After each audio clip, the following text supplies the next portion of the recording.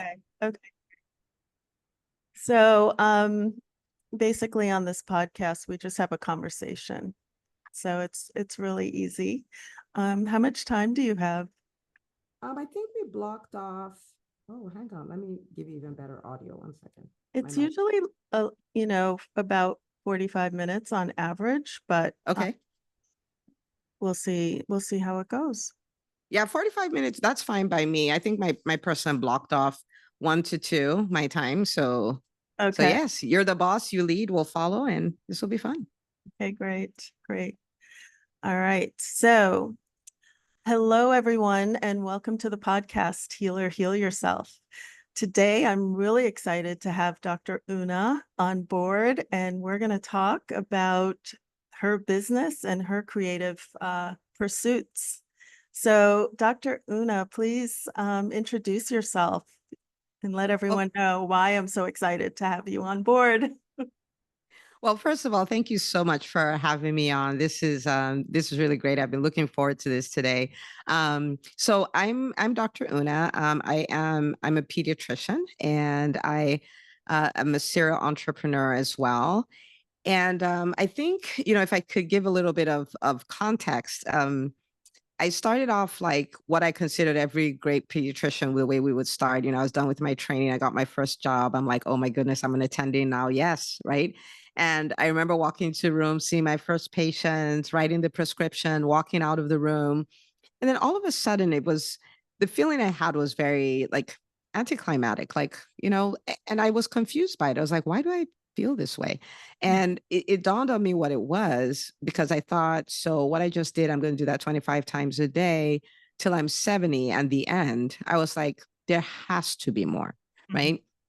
And we live in times where that makes sense. It makes sense that there's more than that. I didn't know anything about any other option. My dad is a doctor. He had his practice, and he did that till he retired. That's just what doctors did. Yeah. And that's the beginning. We can delve into the story more, but that was the beginning of there has to be more, led me to a private practice. There has to be more, led me to build a practice that can work without me. There has to be more, led me to, found the company EntreMD, where I help doctors find their more and monetize their more. And it became books and a podcast and all of that. And it's just such a beautiful reminder that we're doctors, but we're not one thing. There's so many things that are locked up on the inside of us, and what a gift it is to our world if we can unlock all of that. So we can delve in more, but I'll let you lead how you want that to go. Sure. So I'm curious to know what it was like growing up for you and when you decided to become a doctor. Wow. So okay. So my dad was a surgeon. My mom was a clinical pharmacist. So I kind of grew up in a medical home, if you will.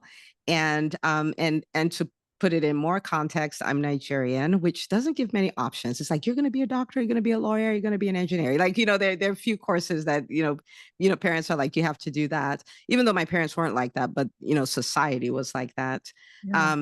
My original choice, I wanted to be an interior designer. Oh, I want to be an wow. interior designer. Yeah. And, but there was no school for interior design in Nigeria. The closest one was in Ghana. My Uh, dad was very overprotective. There was no way I was going to Ghana. And I said, okay, so since I can't do that, I wanted to be an engineer. In the engineering school, in the entire faculty, there are probably 2 or 3 women. And I was like, I'm already a tomboy. I guess I shouldn't do that. And then people are like, oh, medicine is so hard. Nobody can really do that. I'm like, fine, we'll do that. Right. Like, and so really that's how I ended up. That's how I ended up in medicine. But that's when I made that decision that that's what I was going to do, and then just followed it through. Yeah. So do you know I was a fashion designer before I became a doctor? No way, really? Yeah, yeah. Wow, that's amazing. I didn't know that. Yeah, so I went to Parsons School of Design and designed for a while. I traveled around the world and then decided to go back to school because as a child, I dreamed of being a doctor. So Oh, that's wow. so I kind of did it in reverse. But I'm curious to know if you exercise that interior design yearning that you had a long time ago. Not at all. No? At this point in my life, not at all. when I was younger, you know, I had a aunt that was a interior designer, and maybe she influenced, you know, my me wanting to do that a little bit. And so I was always around her house and stuff like that. So I would pick up things and do that. But I think, you know, going through high school, you know, the European system, which is the system that is used in Nigerian schools, you don't really do electives in that sense. You're not like explore all of it. If you're science, you're all science, right? And so after being all science and then going to med school and then going to residency, I think that part of my brain just atrophied. It's gone. And so if I don't even think in those terms at all, if my house looks beautiful, it's because somebody designed that. I couldn't even do it myself. That's gone. Interesting. So what do you do? What are your creative pursuits or hobbies? Creative hobbies would be around this will sound very strange, but you know, in my business, I do a lot of creativity in there in the sense of how can I make this difficult concept really simple, something somebody would want to learn. So a lot of my creativity is in my entrepreneurship. But I don't draw. I don't do any of anything that I consider Uh-huh. creative for fun. For fun, I take walks, I read books, I Uh-huh. hang out in nature. Those are the kind of things I do, but a lot of creativity in Mm. my work. Yeah. Yeah, well, I definitely see how you are creative. You've have several businesses. Maybe you can break that down for us. Yeah. So my first start in business was with my private practice. So that's the very first one. I don't think I really knew I was starting a business. I just thought I was doing what doctors do when they when they're not employed. And so when I started it and realized I didn't know anything because nothing was working, and I started learning, I think that's when the bug bit me. And so after my private practice, I started in 2010. In 2016 was when I started getting that itch, like, you know, there's something more, and, you know, I need to retool myself and all of that. And when I made that decision to do that, I was like, wow, but you know, there are a million physicians and we all need to be retooled. So, you know, how about we support doctors to do that? And then so I started my second company, which is EntreMD. And so I did that. And of course, like every good entrepreneur, every time I take a shower, I have a new idea. But I'm really grateful that I've been disciplined enough to really lean in Yeah. and focus on EntreMD and give it the attention it needs. And in 2022, I acquired a marketing company, which was a marketing company I was using anyway. And so I acquired that. That's the physician's marketing team. And so that's the third company. There's another company that's under wraps. We'll probably be launching early next year. Wonderful. And so once I can talk about that, that'll be fun. But we're actively working on that. And then my husband and I co-pastor a church in Atlanta, which of course is an organization on its own. So yeah, have our hands in a number of things. That's great. So when did you move to Atlanta? Did you grow up? You grew up in Nigeria and then you moved to where in the United? Yes. So I was born in California. I was in California so we're in San Francisco till I was 6. And Okay. then we moved back to Nigeria because my dad wanted us to have the culture. And so we moved back. And he had this thing of, you know, whenever you're done with your first degree, then you can move wherever you want to. And so I was there from when I was 6 till I was done with medical school. So I Oh, went to the cool. University of Nigeria. And then after medical school, I moved to New Jersey. And he always made fun of me. He's like, New Jersey? If you're not in the Bay Area, you're not in the United States. I'm like, fine. But I moved to New Jersey. Yeah. And that's where I got a spot to do my residency. And so, but for me, it was hard because I mean, I enjoyed it while I was there, but I knew I was not going to be there for the long run. It was cold, and 11-year-olds were cussing me out and things like that. I was like, ah, don't want to be here. But absolutely loved it while I was there. And so once I was done with residency, then I moved to Georgia, and we've been in Georgia ever since. Oh, wow. I was just there last week. Really? Yeah, it was really lovely, really lovely. I definitely would consider moving there. See, And we could have done this podcast recording live, right? In person, right? been awesome. Yeah, I'm sure I'll be back though. I'm sure I'll be back. Um, so tell me a little bit more about your family life. How are you able to balance all of this with kids? I think inquiring minds want to know. Yeah. Yeah. That's a really, really great question. And it's definitely something that I struggled with a whole lot. So let me paint the picture here. I've been married for 18 years. I have 4 kids, and we started the church and the practice when we had a 2-year-old and a 4-month-old. Wow. Okay, which is called hashtag crazy. Okay, sometimes people are like, "What were you thinking?" I was like, "I don't know. I don't know if I was thinking," but so we started it then. So I can definitely understand like challenges that people would have around that.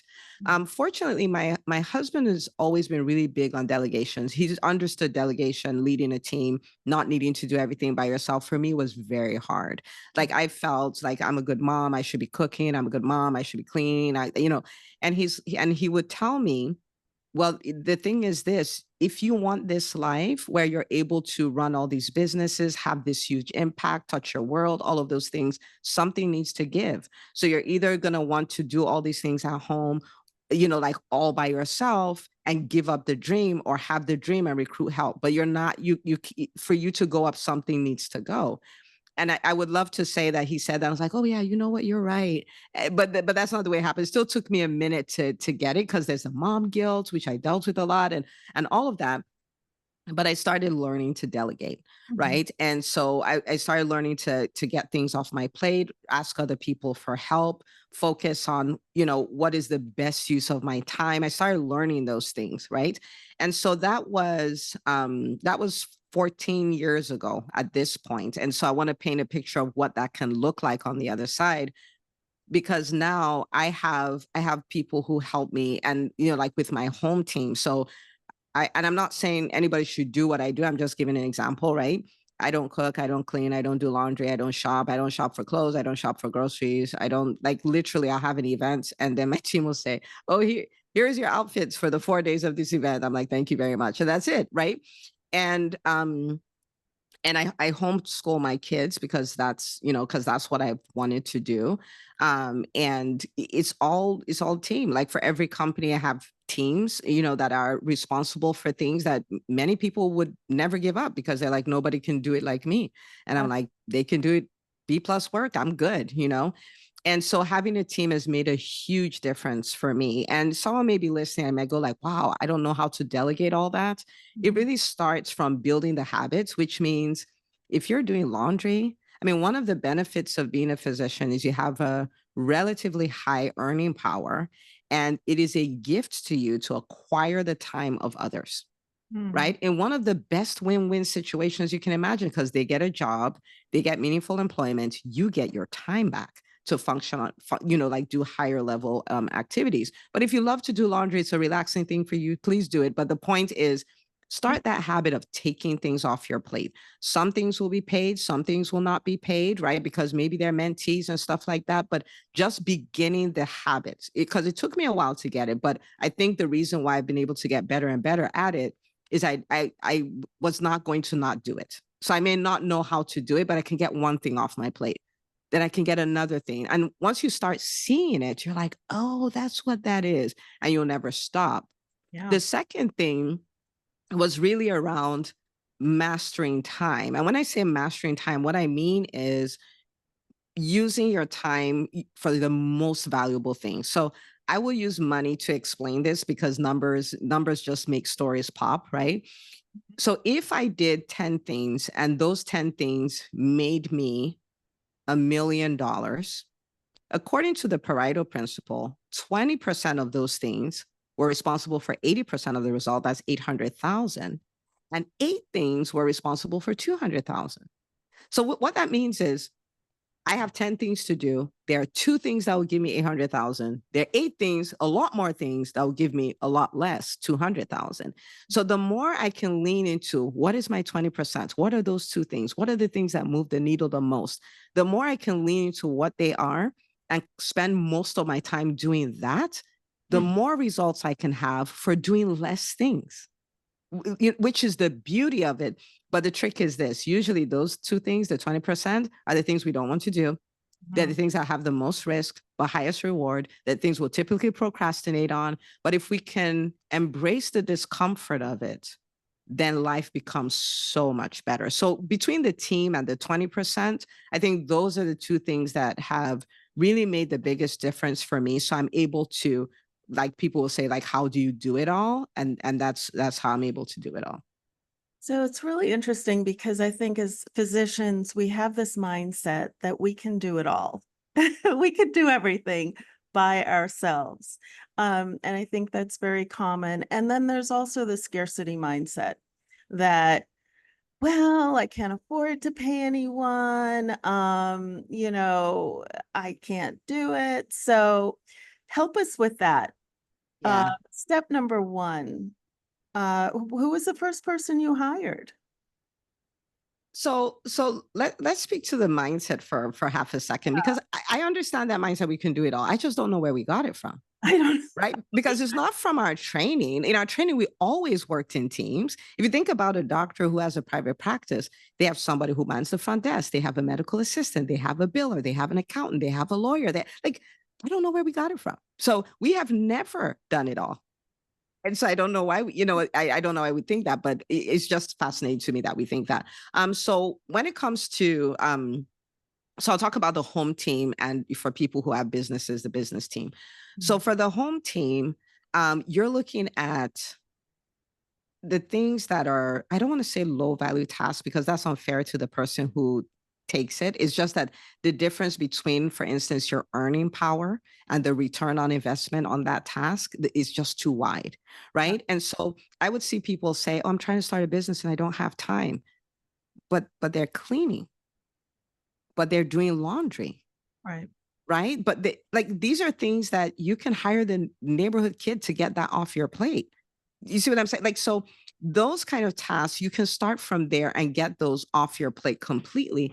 And you can keep growing in that till you get to the point where you're like, my life is so big.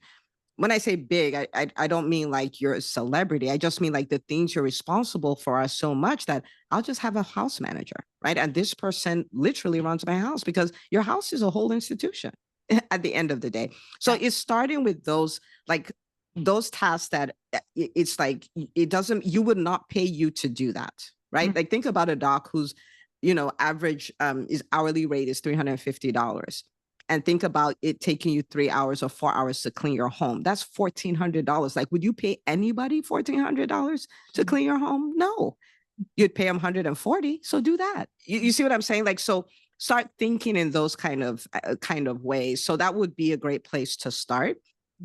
And for some people, I had a client recently, when we were talking about this teen thing, she's like, there are people who've reached out to me. They're like, your kid goes to the same school as, my kid, and we live down the street. I can bring your kid back. And she was like, no, I'll take him.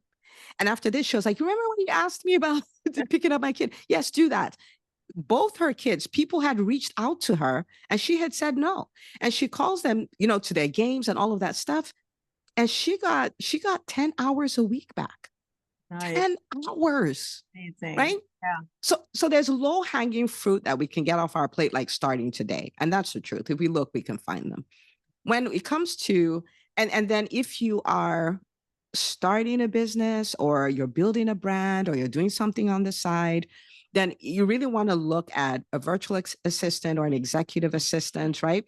Because then again, the best use of your time is it, scheduling, managing your email, booking flights. Like, there are all these administrative tasks that you can take off your plate to buy the time to then do this other thing that you want to do, right? And so that would be a position to consider.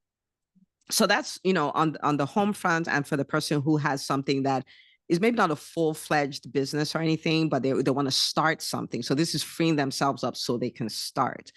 For someone who owns a business, really in order, you're probably going to start off with an admin team. Again, these are the people who can take care of the administrative tasks, because a lot of times that's not the best use of your time. And then as you get your business bigger, more profitable, and all of those things, you start looking at producers. And so producers, say in a private practice, that would be your medical assistant, maybe your front desk person, bill it, like all of those positions. These are the people who do the work, right? The people who do the work. And as your business gets bigger, gets more profitable, you start looking at managers who manage the producers who are doing the work. And then after that, executive level, right? But at every point in time, every time we think of going up, we really do want to think of, if I'm going up, I need to take some things off. Who can do those things? Dr. Bates, to be honest with you, like right now, if I think about some brilliant project that I want to do, I can document it, I can put the strategy behind it, but I do not do one thing about it till I find the person who will be the arrowhead for it.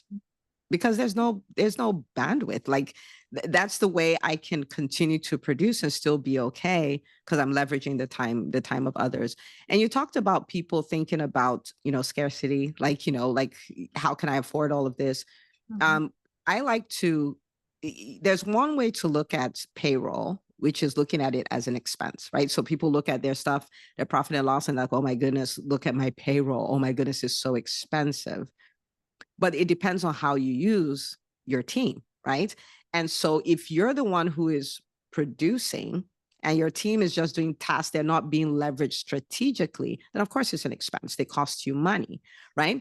But if you're using your team in such a way that everybody's pulling their weight, everybody understands what, like what it means to win, they understand what revenue generating activities are, you're hiring for your weaknesses. So they're making your life better, they're making your company better because they are bringing things to the table you cannot bring, right? Then your payroll becomes an investment, Mhm. right?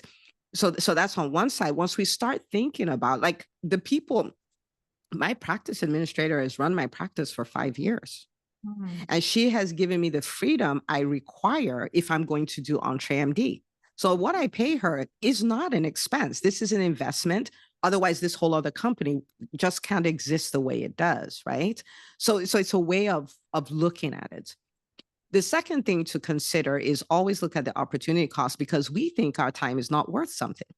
That is the reason why we'll say, oh, this graphic, I'm not going to pay somebody $40 to do it. I'm going to do it. But we say, I'm going to do it because we don't remember that our hourly rate is whatever it is, right? Like, so if my hourly rate is $300 and I spend 2 hours making a graphic, that's a $600 graphic.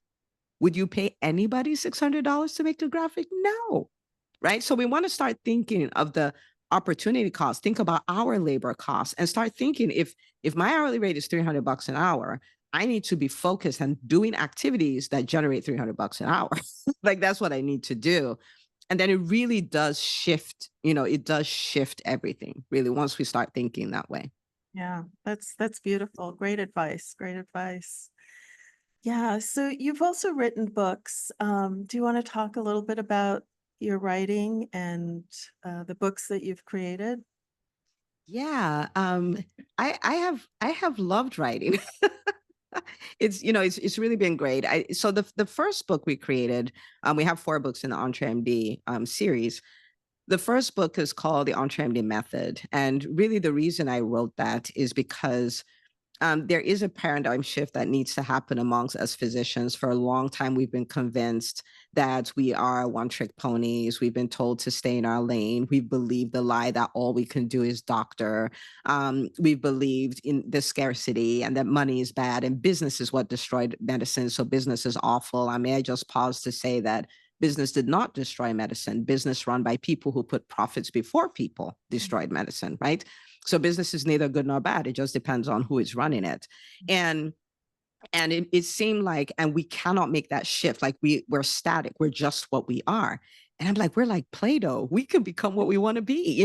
And so the purpose of the book was, to kind of show people a roadmap. Like this is how you can go from the doctor who thinks I'm only a doctor, I'm just a doctor, I'm one trick pony, to this other person who is now free to explore all the things you wanted to do and build a business system around it so you get to do it. Because when I talk to doctors, I think we're some of the most fascinating people. And I don't think that's pride. I just think it is what it is, right? And most of us go into medicine because there's a change we want to bring. There's a people group we want to help. We go in because we're visionaries, we're mission driven people, and all of that. But then we become factory workers. Yes. And it's just one track, just do this and don't ask questions and don't do anything. I don't dream. And I'm like, and so the idea of the book is to unlock that so you can go back to being this mission driven person, just understanding that no margin, no mission. So you have to understand how to build a business system around it and simple ways to start that off, even if you're an employed physician and all of that. So that was the EntreMD method. That was the first book.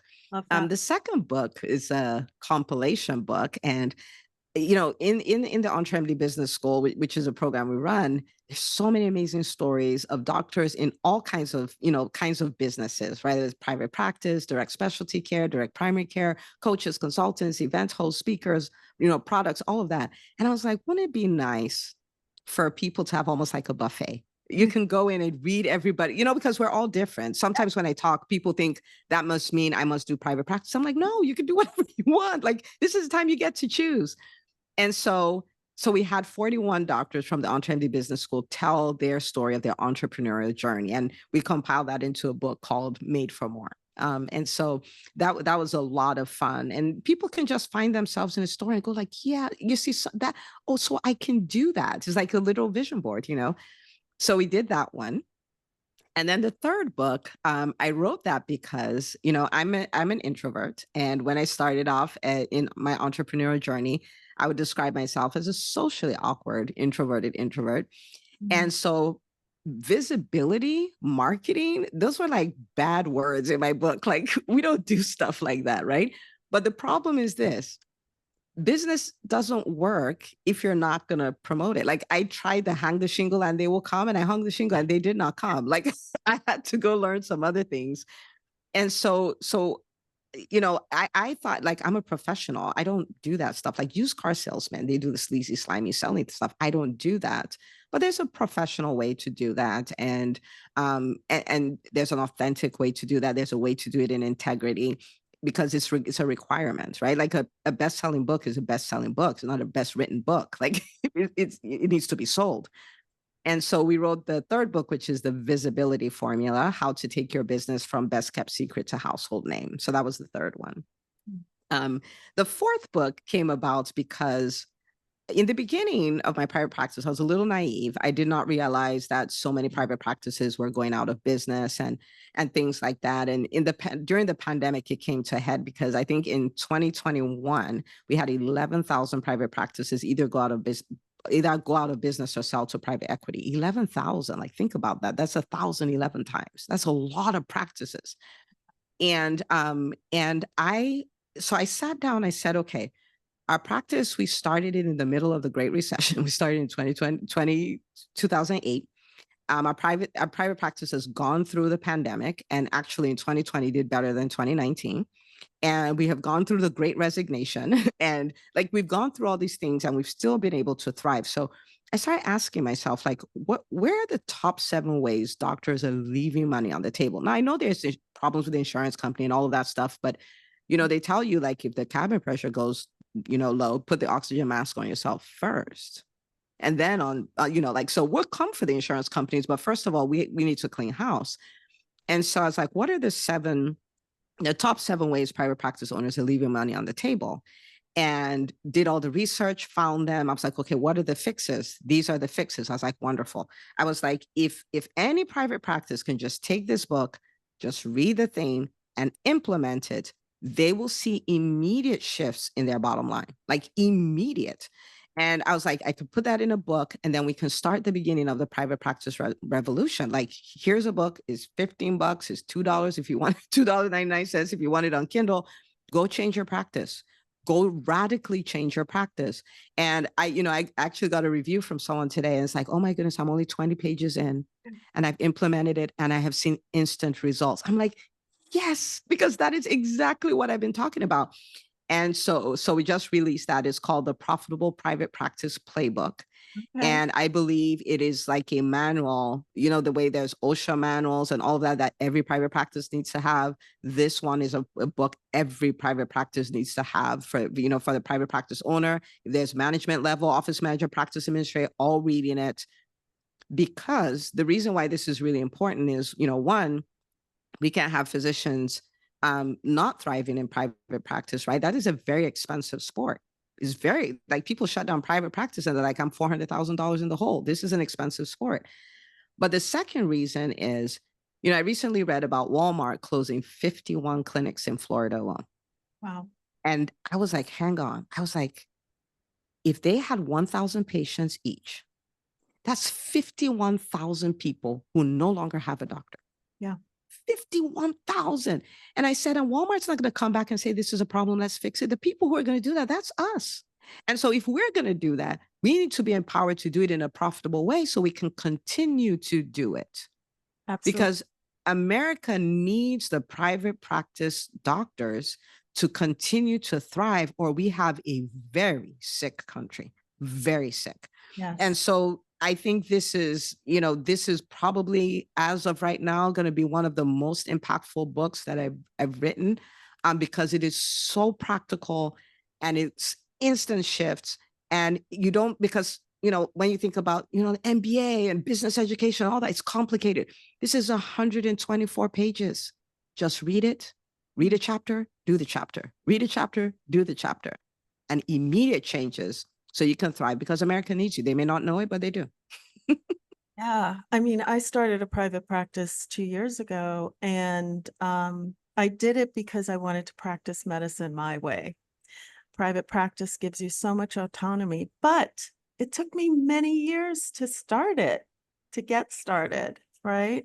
I think so many of us are afraid to do it, but that's one way that we can innovate and combat this problem that we have of burnout and private practice failing.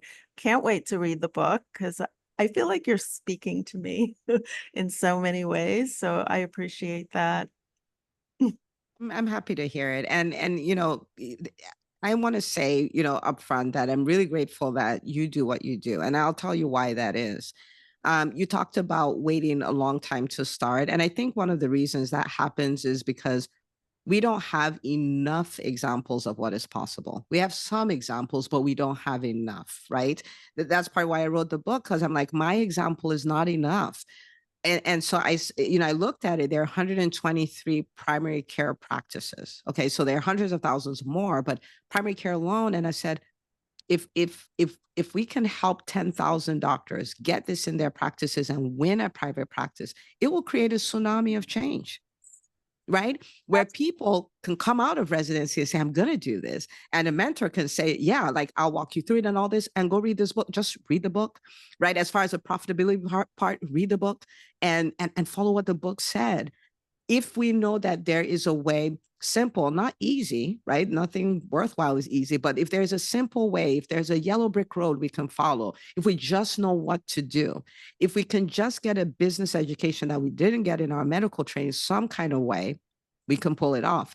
And then there's such a ripple change. So for what you're doing, starting the practice, making it work, coming on the podcast, sharing your story, all of that, like, I don't think you'll ever know how much of an impact that is, but I promise you, there's so many people who now believe it's possible for them. There's so many people who won't wait as long as you did or as long as I did because they heard your story. Mhm. So thank you for doing what you do. Well, thank you. Thanks. I mean, I think I do a lot of this because I'm inspiring younger generations, right? And I volunteer for the American Academy of Child and Adolescent Psychiatry, and it just warms my heart when I get emails from residents and young people who want to start innovative art programs at their hospital. So yeah, it's really rewarding. That So is awesome. thank That is you. awesome. Yeah. So tell me, I ask most of my guests what their definition of creativity is, and I think you've already spoken to that, but But tell us, what is your definition of creativity? I think for me, this is probably a raw definition, but for me, it's really the ability to take what is on the inside of me and give it full expression in my world. That's really what it is. That's what I see as creativity. And I think that's why I answered your question that way in the beginning when you said, "Are you still creative?" And I'm like, yeah, but in my business though, and I love being creative. And I think the driver for it is when I leave this planet, I want to leave this planet empty, meaning I gave it all. I squeezed every last bit of art on the inside of me out, and the world has experienced it and it's changed the world, and I'm out. Yeah. Yeah. So I'm very driven as far as that goes. I just think you are incredibly inspiring and brilliant. I do. You're just pretty amazing, and I bet you hear that all the time. But, Well, thank you. yeah, it's just, wonderful to have you in the community of physicians, and, I think you're making a huge difference. So thank Thank you you. for all the work that you do. Um, Tell me about your kids. What are they up to? Oh man, my kids are amazing. Yeah, Says every mother, right? But yeah, they're amazing. So my kids are 16, 14, 10 and 9. So I have the big two and the little two. yeah, And two of them, the older two, my son is the second, the others are girls. Um, so the older two have been homeschooled for about 3 years at this point. And the reason I decided to homeschool them was because I remember sitting during the pandemic and thinking, I said, I have one of the best educations in the world. I'm a physician. I'm a whole physician, right? Spent a decade acquiring said education, but I didn't learn anything about a lot of the things that matter in life. I didn't learn anything about personal finance. I didn't learn about leadership. I didn't learn about business. Um, and I've spent over 2 decades building my faith and all of that. And I said, wouldn't it be a tragedy if I went through all that, came out of medical school, now started having to learn all those things, and then my children went on the same path? Like, they finish whatever, because I'm like, they keep getting A's, they go to college, they do all of that, but they're still going to come where I came. Like, since I have inside information, since I know better, what if now that they're younger, they can start learning about personal finance and they can start learning about business and leadership and all of those things? What if the faith I've spent all these years building, I could install it in them? Right. And so they have this big, like, big, now they have a solid foundation. They can go do whatever they want to do. And so it was an experiment. So the first guinea pigs for an experiment were my older two. So I pulled them out, and so they have an online academy they're part of. Trust me, I'm not teaching them math and all this. I just talked about delegation, right? So I'm not teaching them all of that, but yeah. I am teaching them about business. I get them involved in the business. If I have live events, sometimes I'll have them do my introduction. I'll have them, do some things in Kajabi, take care of, like the content creation piece. And when I want to do brainstorming meetings, like, how do we do this event? How do we generate this much in revenue? I bring them into the brainstorming meeting. I'm like, what are your ideas? Train them on leadership, like all of that stuff. And so after 2 years, we were like, oh, this experiment is going really well because, their confidence is through the roof. The kind of conversations they have, like the things they think of are so wild. They're able to have high level conversations with adults and like so many great things happening. And so at the end of the last school year, we brought the other two on board. So they're all homeschooling. Socially, I mean, first of all, it's four of them, and they have a gazillion cousins, and they're pastors' kids. So there's like a gazillion people they're always around. So socially, they're fine. But we also try to make it up to them, quote unquote, in a way. And so when I would go on business trips, I'm like, okay, so we're homeschooling from Florida this week. And, like you can look at the beach while you do your schoolwork and things like that. So we try to, make it different and fun. But it's been a really great experiment. And yeah, we're gonna keep doing that. That sounds amazing. Yeah. And there'll be an EntreMD for teenagers. Well, I'll tell you something fun. The EntreMD Business School has been around for 4 years. At this point, a little over 4 years. Mhm. We have never had a call where a kid did not come on camera, ever. Right. Like And they have a whole name. They're called EBS Junior. okay. The Uh-huh. classmates know the names of the other kids. They'll come on and Yeah. sometimes the mom will want to do something. The kids were like, "What will Dr. Una say?" It's the funniest thing. And I say that to say our kids watch us so much more than we know. And our personal development is not for us alone because every time we grow, their default resets. Mm, That's what happened. Like what is normal resets. Because now, yeah, of course, mommies own businesses. Of course, mommy, people like us speak on stage. Of course, you know what I mean? Like, and so our personal development is a generational thing. yeah. Yeah. Yeah. That's wonderful. That's great. Well, I want to thank you so much for speaking with me today. As usual, you've been an inspiration. And how can people find you? Yeah, so this is on a podcast. I think, the first thing would be, just look for EntreMD on whatever podcast app you're on and go subscribe. We talk shop all day, every day on the podcast. And so we can continue the conversation. And then everything else you can really find on my website. What we like to say to physicians is we provide business education for every physician. And so we have the free MBA, which is our podcast. That's what we call our podcast, is a free MBA. We have our book series. So we have 4 books. And we call that our $15 MBA, right? Because that's the price of the books. And then for people who you're like, I am really committed to building a 6, 7, multiple 7-figure business. I just know that I need the coaching and accountability and the community to do it, then you definitely want to come check out the EntreMD Business School, and you can schedule a call. My team will be happy to walk you through exactly what goes on there, and that's entremd.com/call. Right. And do you have a rolling admission for the business school?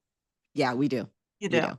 Yeah. Okay. So we have both. There are times where we would do cohorts, and we have a cohort coming in at once, but people come in all through the year. Hmm. Okay. Wonderful. Well, thank you so much. It's been a pleasure. Thank you so much for having me. Absolutely.